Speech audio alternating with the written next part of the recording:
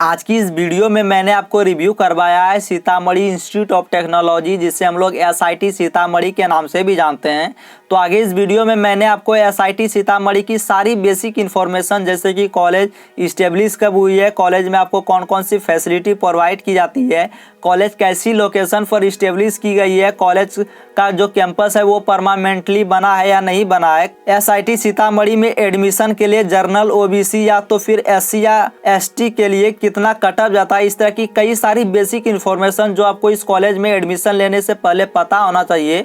तो सिंपली मैंने सारे डाउट को आगे इस वीडियो में आपका क्लियर किया है। तो गाइज, अगर आपको ये वीडियो इन्फॉर्मेटिव लगे तो आप इस वीडियो को एक लाइक जरूर ही कर दीजिए, क्योंकि आपका एक लाइक मुझे काफ़ी ज़्यादा मोटिवेट करता है। तो गाइज, मेरा नाम है बादल और आप देख रहे हैं आपका अपना यूट्यूब चैनल B4 ट्रिक्स। तो आपका ज़्यादा समय नहीं लेते हुए चलिए कॉलेज के बारे में साथ में जानते हैं।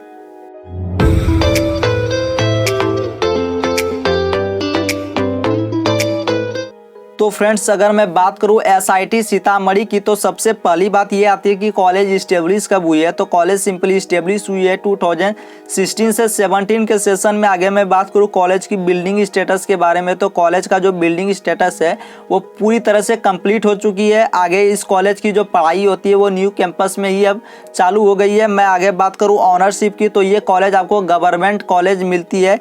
उसके बाद बात आती है कॉलेज की ऑफिशियल वेबसाइट के बारे में आपसे बात करने का। तो कॉलेज का जो ऑफिशियल वेबसाइट है वो है SITSeetamari.ac.in। आप सिंपली इसे गूगल में सर्च कर इस कॉलेज के ऑफिशियल वेबसाइट पर भी विजिट कर सकते हैं, क्योंकि कॉलेज के रिगार्डिंग कोई भी नोटिफिकेशन या तो फिर कोई भी इन्फॉर्मेशन आपको इस कॉलेज के ऑफिशियल वेबसाइट पर ही प्रोवाइड की जाती है।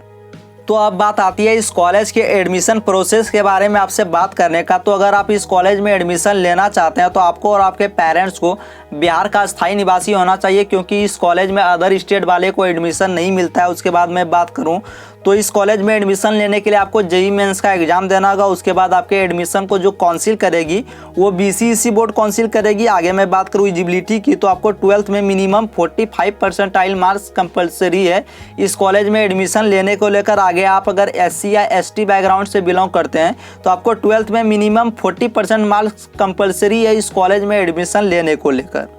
तो अब बात आती है इस कॉलेज में एडमिशन लेने को लेकर कट ऑफ कितना जाता है। तो सिंपली आपको JEE मेंस में 40 से 45 परसेंटाइल के बीच में स्कोर करना होगा इस कॉलेज में एडमिशन लेने को लेकर। आगे UGC का कट ऑफ जो जाता है वो हर साल बदलते रहता है। तो मैंने सिंपली वीडियो के डिस्क्रिप्शन बॉक्स में UGC 2020 के सेकेंड राउंड का कट ऑफ का जो लिस्ट है उसका लिंक वीडियो के डिस्क्रिप्शन बॉक्स में डाल दिया। आप सिंपली वहाँ से जाकर देख सकते हैं कि इस कॉलेज में कौन कौन से ब्रांच के लिए 2020 में UGC कट ऑफ कितना गया है।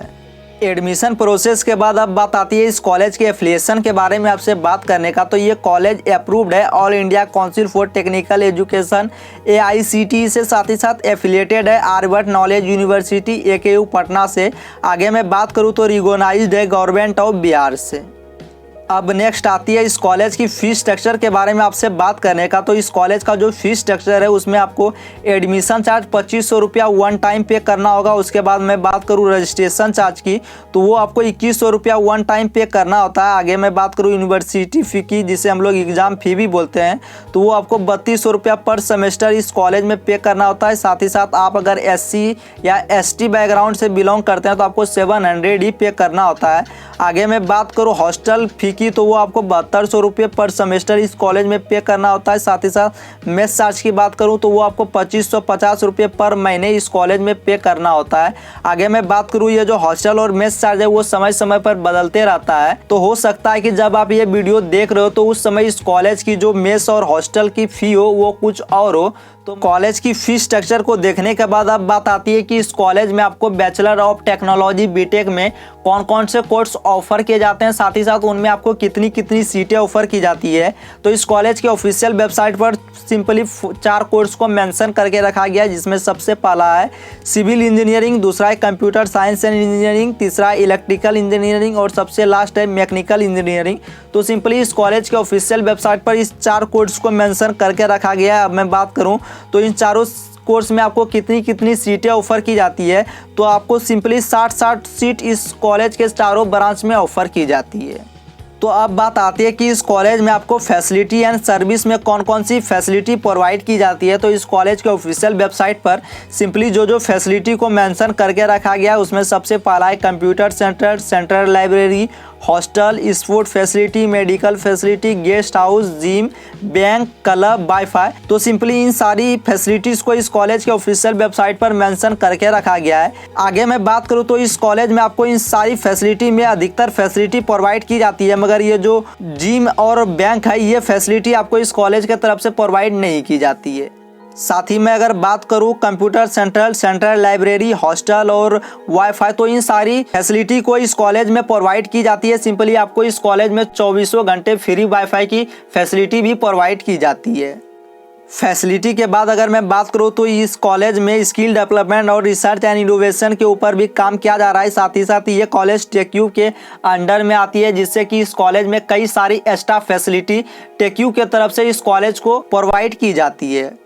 तो अब बात आती है इस कॉलेज की हॉस्टल और कैपेसिटी के ऊपर मैं आपसे बात करने का। तो इस कॉलेज में बॉयज़ के लिए 2 हॉस्टल बनाए गए हैं जिसकी कुल कैपेसिटी 400 है। साथ ही साथ गर्ल्स के लिए 1 हॉस्टल बनाए गए हैं जिसकी कुल कैपेसिटी 105 है। आगे मैं बात करूँ तो इस कॉलेज में फर्स्ट ईयर को हॉस्टल प्रोवाइड नहीं की जाती है। साथ ही साथ आप अगर गर्ल्स कैंडिडेट है तो आपको इस कॉलेज में फर्स्ट ईयर में ही हॉस्टल प्रोवाइड कर दी जाती है, लेकिन आप अगर बॉयज़ कैंडिडेट है तो आपको इस कॉलेज में फर्स्ट ईयर में हॉस्टल प्रोवाइड नहीं की जाती है।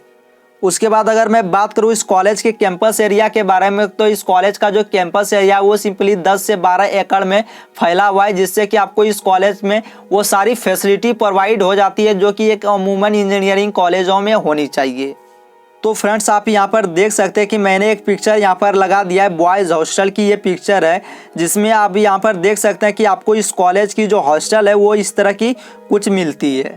तो गाइज अब बात आते हैं इस कॉलेज के लाइब्रेरी के बारे में आपसे बात करने का। तो इस कॉलेज की लाइब्रेरी जो है वो काफ़ी ज़्यादा बड़ी तो नहीं है, मगर एक मीडियम साइज में इस कॉलेज की लाइब्रेरी काफ़ी ज़्यादा अच्छी है। आपको यहाँ पर आपके ब्रांच के रिगार्डिंग सारी बुक्स आसानी से अवेलेबल मिल जाएगी। आगे आपको यहाँ पर गेट के रिगार्डिंग बुक्स अवेलेबल मिलेगी या नहीं मिलेगी इसको लेकर मुझे ज़्यादा जानकारी नहीं है, मगर मैं आपको इतना ज़रूर बता सकता हूँ कि इस कॉलेज की लाइब्रेरी में आपको आपके ब्रांच के रिगार्डिंग सारी बुक्स आसानी से अवेलेबल मिल जाएगी।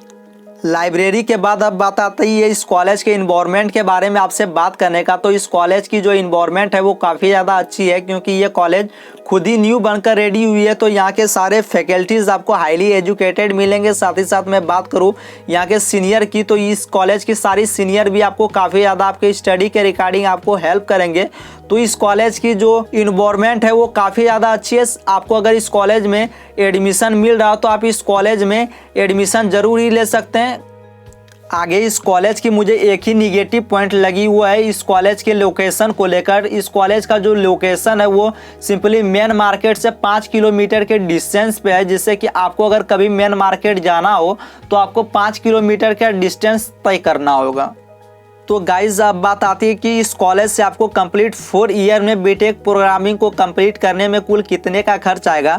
तो आप अगर जर्नल या तो फिर ओबीसी से बिलोंग करते हैं तो आपको 38 से 40 हज़ार के अप्रॉक्स में इस कॉलेज में कंप्लीट 4 ईयर में बीटेक प्रोग्रामिंग को कंप्लीट करने का खर्च आएगा। आगे यहाँ पर मैं बात करूँ कि आप अगर एससी या एसटी से बिलोंग करते हैं तो आपको 24 से 25 हज़ार के अप्रॉक्स में इस कॉलेज से कंप्लीट 4 ईयर में बीटेक प्रोग्रामिंग को कंप्लीट करने का खर्च आएगा। तो फ्रेंड्स ये थी सीतामढ़ी इंस्टीट्यूट ऑफ टेक्नोलॉजी की कंप्लीट इन्फॉर्मेशन। आगे मुझे उम्मीद है कि आपने जब ये वीडियो पूरा कंप्लीट एंड तक देखा होगा तो इस कॉलेज में एडमिशन लेने को लेकर आपके सारे डाउट क्लियर हो गए होंगे। साथ ही साथ अगर आपको अभी भी इस कॉलेज के रिगार्डिंग कोई भी डाउट रह गई हो तो आप नीचे कमेंट बॉक्स में ज़रूर ही पूछ सकते हैं, मैं आपके कमेंट का रिप्लाई ज़रूर से करूँगा। साथ ही साथ अगर आपको ये वीडियो इन्फॉर्मेटिव लगी हो तो आप इस वीडियो को एक लाइक ज़रूर ही कर दीजिए, क्योंकि आपका एक लाइक मुझे काफ़ी ज़्यादा मोटिवेट करता है।